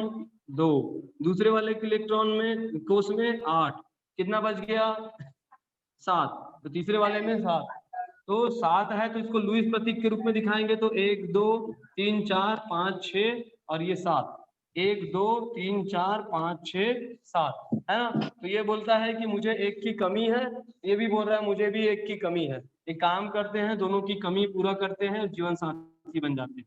ये बॉन्डिंग बन जाएगा और ये अपना अष्टक पूरा कर दिया और ये अपना अष्टक पूरा कर लिया। तो इस प्रकार से Cl2 क्लोरीन अणु करके बन चुका है ना। तो यदि ये बन चुका है अणु, अब इसी में कोई आएगा दरार, तीसरी चीज, उस लड़के को कोई तीसरा पसंद आ गया तो शादी शुदा जिंदगी खराब। तो ये क्या होगा, क्लोरीन जो रहेगा इस प्रकार से बॉन्डिंग बनाया रहेगा, तो ये इलेक्ट्रॉन जो है उसको हम ब्रेक करेंगे। तीसरा पर्सन आ गया ब्रेक करने वाला, तीसरा पर्सन आ गया है, जिनको कोई तीसरा पसंद हो गया। ये तीसरा पर्सन कौन है, प्रकाश नाम का कोई लड़का है ना। ये इनकी दोनों की शादीशुदा जिंदगी पर खराब कर रहा है काम। तो यहाँ पर हम प्रकाश की उपस्थिति में या उष्मा की उपस्थिति में ये बॉन्ड को ब्रेक होगा, बॉन्ड ब्रेक होगा तो क्या होगा, और बॉन्ड ब्रेक होगा तो इक्वल होता है ना, इक्वल ब्रेक होता है। तलाक की नौबत आ गई तो इनके जितने गहने वहने थे इनको वापस करना पड़ा, इनकी जितने दहेज का सामान था वो इनको वापस करना पड़ा। तो हुआ ये कि इन दोनों के बीच में ब्रेकअप हुआ और ये एक इलेक्ट्रॉन इसको दिखा रहा है, एक इलेक्ट्रॉन इनको दिखा रहा है। तो इसी को बोलते हैं मुक्त मूलक, फ्री, ये मुक्त मूलक, फ्री रेडिकल्स करके, है ना। तो क्लोरीन क्लोरीन के बीच में जो बॉन्डिंग था वो ब्रेक हो चुका है प्रकाश की उपस्थिति में और ये मुक्त मूलक में कन्वर्ट हो चुके। या इसी को हम ऐसा भी बोल सकते हैं CH3 और ये Cl, मेथिल क्लोराइड का एग्जांपल से बता सकते हैं मेथिल क्लोराइड का। चलो बात करते हैं, मेथिल क्लोराइड बहुत हो गया, एसीटोन की बात करते हैं। कीटोन ग्रुप जानते हो, एसीटोन का स्ट्रक्चर कैसे होता है, कोई बताएगा एसीटोन का फॉर्मूला क्या होगा?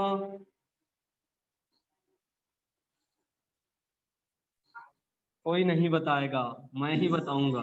चलो कीटोन का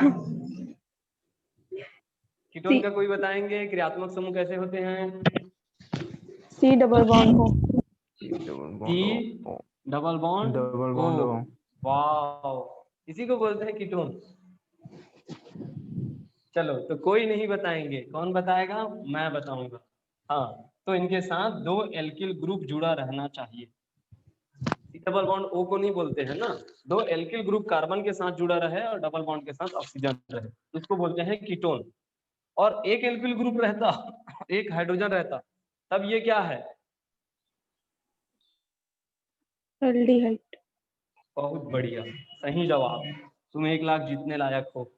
हाँ, तो ये हो जाएगा एल्डिहाइड, RCHO, है ना, RCHO, ये एल्डिहाइड है। इसको देख के नहीं तो तुम लोग अभी बोले ना C डबल O, तो इसमें भी है C डबल बॉन्ड O, इसको भी बोल सकते हैं ये कीटोन है करके, पर अभी फंस जाते हैं एल्डिहाइड बोल के। तो इसलिए ये ध्यान रखना है कि 2 एल्किल ग्रुप होते हैं, दोनों एल्किल ग्रुप को यदि हम CH3 डाल दें, ये क्या चीज है जी, किसका फार्मूला है? CH3COOH, एसिटिक अम्ल।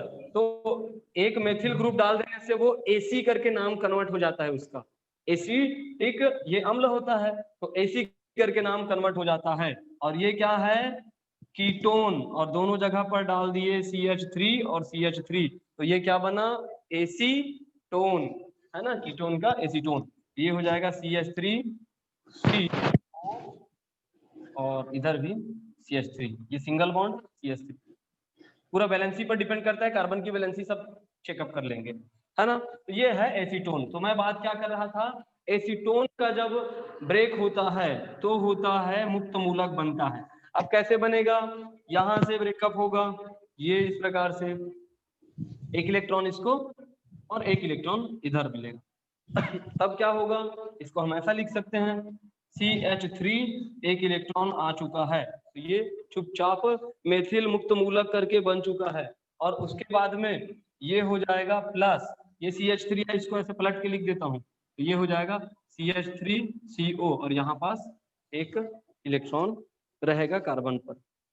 ठीक है, यहाँ पर एक इलेक्ट्रॉन इसको मिला है ना कि इस कार्बन को, तो CH3 और ये, तो ये क्या है, मुक्त मूलक है। आ गया समझ में, एक एक इलेक्ट्रॉन दिखाएगा। चलो अब इसके कुछ कुछ और बातें पढ़ते हैं। बनाने की विधि तो जान गए, ये कैसे बनता है। मुक्त मूलक का स्थायित्व जो है वो बात करते हैं अब, स्थायित्व। और ये है थोड़ा सा ट्रेजेडी वाली बात, मुक्त मूलकों का स्थायित्व। यहाँ पास थोड़ा सा दिमाग जो है वो तुम्हारे कंफ्यूज होंगे अब। ठीक है, तो CH3 मुक्त मूलक के बारे में बात करते हैं, तो तृतीयक मुक्त मूलक बना देता हूं मैं, CH3 CH3 CH3, और ये एक इलेक्ट्रॉन द्वितीयक वाला बना देता हूं मैं, CH3 CH3, और इधर से H डाल देता हूं। ऐसा कर देता हूँ, ऐसा लिखने पर तुम लोगों को समझ आएगा कि नहीं, कहीं तुम लोग ये मत समझ जाओ कि तीनों तृतीयक है। अगर इसमें 3 एल्किल है, इसमें 2 एल्किल ग्रुप है, तो एक हाइड्रोजन को भैया तुम लोगों को कंफ्यूज नहीं करते हैं, यही पास लगा देते हैं। ठीक, दूसरा है CH3 और इनके साथ में CH का 2 कर देता हूँ, तो दोनों तरफ हाइड्रोजन भी दे सकता हूँ, है ना। ये इस प्रकार से हो गया।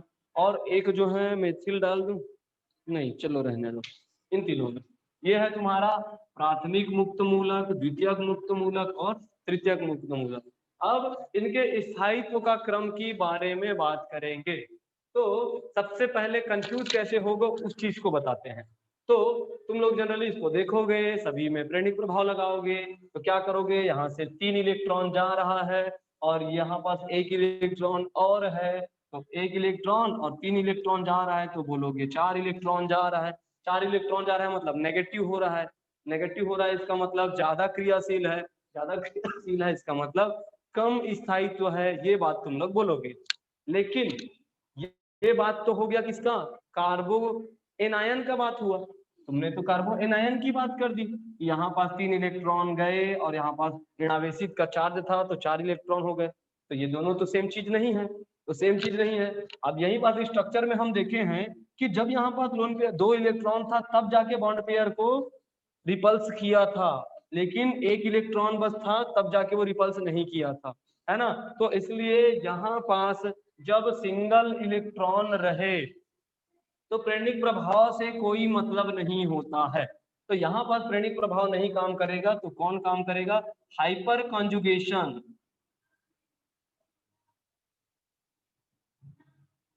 हाइपर कॉन्जुगेशन, अति संयुग्मन, जो हम कल पढ़ा रहे थे, अति संयुग्मन जो पढ़ा रहे थे, ठीक, ये चीज है अति संयुग्मन। हाइड्रोजन इधर, हाइड्रोजन इधर का हाइड्रोजन, ये बॉन्ड ब्रेक हुआ, पॉजिटिव चीज रहा, इस कार्बन के बीच में डबल बॉन्ड था, ये कार्बन ऐसा कुछ था, ये हाइड्रोजन ऐसा कुछ था, तो ये बॉन्ड जो है ब्रेक होने की वजह से इनके साथ बॉन्ड बना था, ये पॉजिटिव था ये नेगेटिव था, तो ये अकेला इलेक्ट्रॉन जो है, यहाँ पर तो इलेक्ट्रॉन नहीं है, तो अकेला इलेक्ट्रॉन जो है उसको खींच के रखता है। क्यों खींच के रखता है, क्योंकि ये पॉजिटिव रहता है ये नेगेटिव रहता है तो कहीं दूर नहीं जाता है, यहाँ पर सिग्मा पाई बॉन्ड बनता है, यही होता है अति संयुग्मन। तो इसमें भी 1 इलेक्ट्रॉन एक्स्ट्रा होने की वजह से इसमें क्या होता है, अति संयुग्मन, अति संयुग्मन लगता है सभी में, अति संयुग्मन लगेगा और इस इलेक्ट्रॉन को खींच के रखेगा। तो बेसिकली ये जो है वो ज्यादा क्रियाशील होना था, वो ज्यादा क्रियाशील नहीं होता है, कम क्रियाशील होता है। क्रियाशीलता का क्रम बोल रहा हूं, हाँ क्रियाशीलता का क्रम बोल रहा हूँ। चलो इसको भी समझोगे, प्रेरणिक प्रभाव भी डल रहा है तो इलेक्ट्रॉन यहाँ पास ज्यादा जा रहे हैं, इलेक्ट्रॉन जा रहे हैं, ये वाला इलेक्ट्रॉन की क्रियाशीलता जो होगी वो कम होगी, मतलब स्टेबल होगा। इसमें इनके स्थायित्व का क्रम जो, क्रियाशीलता कम होगी तो स्थायित्व ज्यादा होगा। अब मैं लिख देता हूँ स्थायित्व का क्रम, इनका जो स्थायित्व ज्यादा होगा इनका कम होगा और इनका कम होगा। अब इनके कारण बताते हैं। कारण ये है कि इनका स्थायित्व क्यों ज्यादा होगा, क्यों ज्यादा होगा, क्योंकि इसके पास में जो CH3 है 3 एल्किल ग्रुप है, 3 इलेक्ट्रॉन, इनका नेचर क्या होता है, इलेक्ट्रॉन को डोनेट करता है। यहाँ पास इलेक्ट्रॉन है, इलेक्ट्रॉन है, और यहाँ पास ये जो ऋणात्मक चीज है उनको वो खींच के ज्यादा रखेगा, तीन जो चीज है वो उस इलेक्ट्रॉन को खींच के ज्यादा रखेगा, तो वो स्टेबल रहेगा, ज्यादा सक्रिय नहीं होगा। ये जो चीज है, यहाँ से दो एल्किल ग्रुप से इलेक्ट्रॉन आएगा और इस इलेक्ट्रॉन को खींच के रखने के लिए उसको थोड़ा सा इनकी अपेक्षा कम कम मिलेगा। तो ये क्या है, इलेक्ट्रॉन को कम खींच के रखेगा, तो वो चाहे तो वो क्रिया कर सकता है। ये मुक्त मूलक है। मुक्त मूलक तुम लोग जानते हो कि ज्यादा क्रियाशील होता है, क्योंकि उसके पास एक अयुग्मित इलेक्ट्रॉन है और यहाँ से थोड़ा सा आकर्षण बस हो रहा है। इनमें से क्या हो रहा है, थोड़ा सा बस आकर्षण हो रहा है। तो ये थोड़ा सा आकर्षण हो रहा है, तो इनके साथ ज्यादा अटैच ना होकर ये मुक्त मूलक क्रिया करना ज्यादा पसंद करेगा। तो ये जो है वो ज्यादा क्रियाशील होगा। इसका मतलब इसका स्थायित्व जो है वो बहुत कम होगा। ज्यादा क्रियाशील मतलब स्थायित्व कम होगा। तो इनका सबसे कम होगा, इनका ज्यादा होगा, इनका ज्यादा होगा। रीजन क्या है, अति संयुग्मन प्रभाव। अति संयुग्मन प्रभाव क्या करता है, यहाँ से इलेक्ट्रॉन देगा तो कम इलेक्ट्रॉन को देगा। कम इलेक्ट्रॉन मतलब इसका कम पार्ट जो है वो खिंचाएगा। इनमें से दो इलेक्ट्रॉन खींचने वाले हैं, तो इनका ज्यादा पार्ट खींचा के रहेगा, तो दूसरे के साथ क्रिया करने के लिए इनकी अपेक्षा कम रहेगा। और ये जो है ऐसा, तो इनका स्थायित्व जो है वो सबसे ज्यादा होगा, ये ज्यादा क्रिया करेगा नहीं। ठीक, तो ये है इनका कारण। मुक्त मूलकों में अति संयुग्मन का कारण रहता है और उन दोनों में प्रेरणिक प्रभाव का ज्यादा कारण रहता है।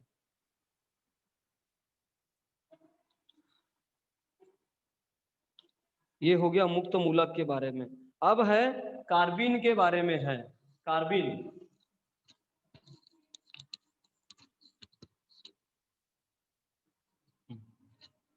कार्बिन में ये हाइड्रोजन और इसमें दो इलेक्ट्रॉन एक्स्ट्रा रहता है। दो इलेक्ट्रॉन एक्स्ट्रा रहता है, इसको हम बोलते हैं कार्बिन, है ना। एक मिनट, दो इलेक्ट्रॉन कैसे बना, ये कार्बन है, 1 2 3 और ये 4।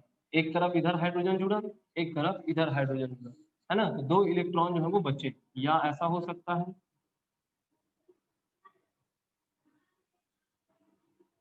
हाँ। तो ये, तो इसको हम ऐसा लिखेंगे। तो इसको मैं अच्छे से लिखना चाहूँ तो CH2 का ये ऐसा हो गया, और इसको मैं लिखना चाहूँ तो CH2। इसको हम बोलते हैं कार्बन। तो कार्बिन, कार्बिन बोलते हैं ना। कार्बिन क्या है, ये द्विसंयोजक कार्बन मध्यवर्तीय होते हैं, जो एक प्रकार के द्विसंयोजक मुक्त मूलक होते हैं। द्विसंयोजक मुक्त मूलक, इसमें कितने इलेक्ट्रॉन हैं, दो इलेक्ट्रॉन है, तो इसको बोलेंगे द्विसंयोजक मुक्त मूलक। तो दो इलेक्ट्रॉन दिखाएगा, इसको हम बोलेंगे कार्बिन।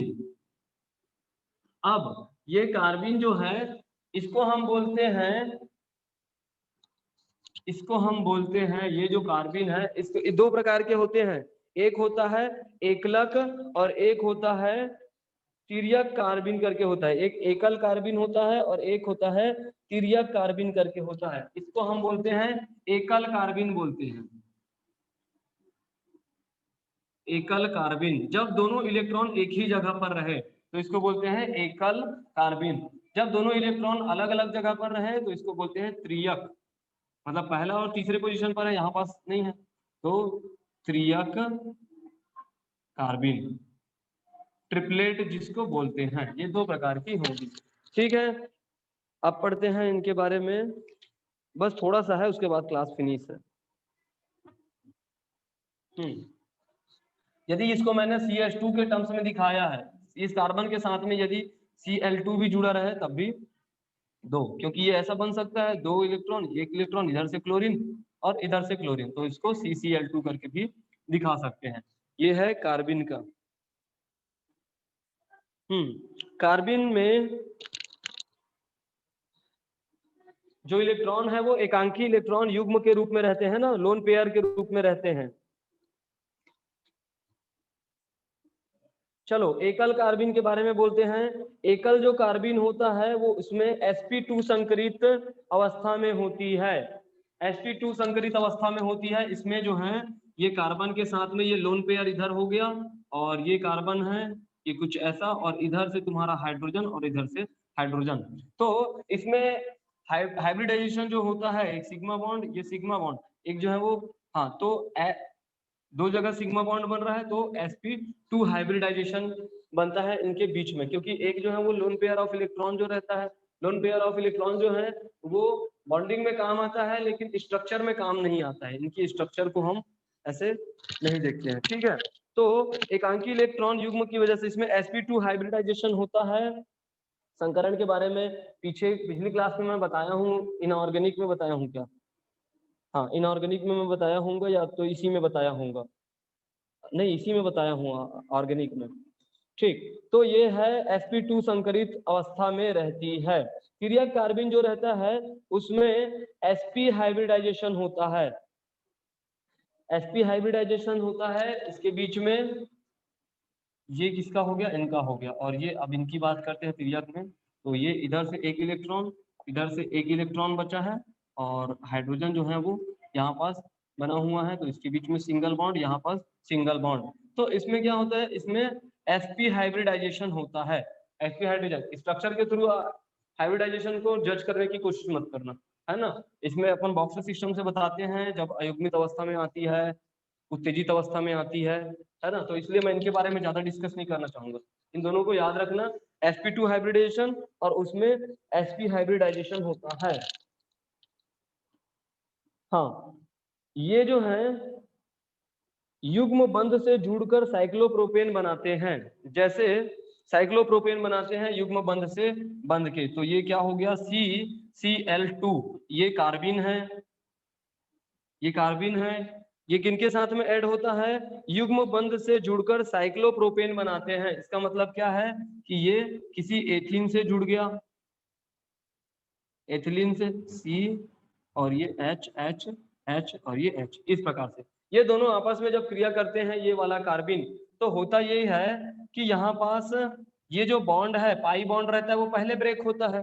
तो पाई बॉन्ड जो है वो ब्रेक होगा, पाई बॉन्ड ब्रेक होगा तो क्या होगा, इसके पास एक इलेक्ट्रॉन और इनके पास एक इलेक्ट्रॉन, यहाँ पास दो इलेक्ट्रॉन है, तो ये आएगा कैसे, ये कार्बन और ये Cl2 और यहाँ पास दो इलेक्ट्रॉन दिखाता रहेगा।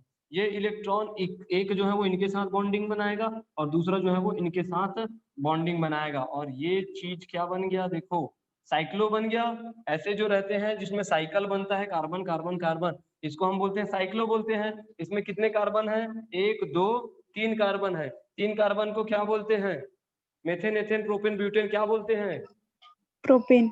प्रोपेन बोलते हैं। तो ये चीज बन चुका है हमारा साइक्लो प्रोपेन करके बन चुका है। तो कार्बिन के बारे में तुम लोगों के सिलेबस में इतना ही है। कार्बिन जो है वो दो प्रकार के होते हैं, एक एकलक, एक होता है तिर्यक कार्बिन करके, और वो जो है किसी एथिलीन के साथ में ऐड होने के बाद में एक एग्जांपल है, साइक्लोप्रोपेन बनाते हैं, साइक्लो बनाते हैं। आ गया क्या समझ में, इतना आया समझ में, कहीं डाउट है? आ गया सर। आ गया ना, ठीक है। तो आज के लिए इतना ही करेंगे। और एक चीज, क्या चीज है, कार्बिन के जगह पर एक नाइट्रीन है, नाइट्रीन। कार्बिन मैंने अभी बताया है, कार्बिन कुछ ऐसा है, CH2 और ये डबल, और एक आता है नाइट्रीन। नाइट्रीन जो होता है वो नाइट्रोजन पर रहता है 2 इलेक्ट्रॉन। नाइट्रीन में नाइट्रोजन पर 2 इलेक्ट्रॉन रहता है, तो ये इस प्रकार से रहता है NH और ये 2 इलेक्ट्रॉन, है ना। हम कैसे जानते हैं, नाइट्रोजन, नाइट्रोजन का परमाणु क्रमांक 7 होता है। पहले वाले में 2 इलेक्ट्रॉन, दूसरे वाले में 5 इलेक्ट्रॉन। 5 इलेक्ट्रॉन को कैसे लिखेंगे हम, 5 इलेक्ट्रॉन को, ये 2 1 2 3 5 हो गए इधर से, हाँ 5 हो गए। अब उसके बाद में 5 हुए तो हम ये इस प्रकार से हाइड्रोजन हाइड्रोजन और ये हाइड्रोजन, क्या हम इसको इधर 3 हाइड्रोजन जोड़े तो इसका मतलब क्या हुआ, NH3, अमोनिया, अमोनिया बना, और उसमें एक जो है वो लोन पेयर ऑफ इलेक्ट्रॉन करके रहता है। तो क्या कभी हम इसको नाइट्रीन बोले हैं आज तक, नहीं बोलते हैं, क्योंकि ये लोन पेयर ऑफ इलेक्ट्रॉन तो उसमें ऑलरेडी रहता ही है। उसके अलावा एक हाइड्रोजन हट जाए, ये भी हाइड्रोजन हट जाए, तो इन दोनों के पास एक पेयर ऑफ इलेक्ट्रॉन और बच जाएगा, मतलब ये यहाँ ऐसा शिफ्ट होगी, है ना। तो इनके पास में अब जो आएगा, ये तो तुम्हारा लोन पेयर ऑफ इलेक्ट्रॉन था, और ये वाला जो है वो तुम्हारा एक्स्ट्रा इलेक्ट्रॉन है, और इसको बन चुके हैं एक हाइड्रोजन पर जुड़ा हुआ है, तो इसलिए NH और ये 2 इलेक्ट्रॉन करके दिखाएगा। एक हो सकता है इस इलेक्ट्रॉन को कहीं पास दिखाए और कहीं पास ना दिखाए, तो समझना क्या, हाइड्रोजन से समझना, यहाँ पास एक हाइड्रोजन रहेंगे, और ये तो इसको बोलते हैं हम, कार्बिन के जैसा ही नाइट्रोजन है तो नाइट्रीन होता है इसका नाम, नाइट्रीन, बस। और कार्बिन के जैसी इसकी प्रॉपर्टीज है, तो इसलिए मैं नाइट्रिन के बारे में ज्यादा कुछ नहीं बताऊंगा, क्योंकि ये नाइट्रिन के बारे में थोड़ा सा तुम लोग पढ़ना है ना। बस यही पास है तुम्हारा सिलेबस फिनिश। ये जैसा कार्बिन है, कार्बिन के जैसी प्रॉपर्टी है, सेम इसकी प्रॉपर्टी जो है वो नाइट्रिन की है, क्योंकि दोनों में 2 इलेक्ट्रॉन है तो सेम प्रॉपर्टीज रखता है। तो ये तो रहा कार्बिन तक का, नाइट्रिन तक का। वो ज्यादा 4 चीजें जो है वो ज्यादा इंपॉर्टेंट है, कार्बोकेटायन, कार्बो एनायन, मुक्त मूलक और कार्बिन। ठीक है, ये एग्जाम में पूछे जाते हैं, इनके स्थायित्व का क्रम पूछा जाता है, तो इनको अच्छे से पढ़ना। और यही पास इनको मैं फिनिश करता हूँ ये चैप्टर। ठीक है, एक नाइट्रिन बस पार्ट बचा हुआ था, जो नाइट्रिन थोड़ा सा पढ़ लेना तुम लोग। ठीक, तो ये यहीं पास फिनिश हुआ। नेक्स्ट क्लास जब लगेगा तो हम पढ़ेंगे फिजिकल केमिस्ट्री। ठीक, फिजिकल केमिस्ट्री का फर्स्ट यूनिट पढ़ेंगे। आई बात क्या समझ में? सब लोग सेटिस्फाई हो? Yes sir. ठीक है, ओके।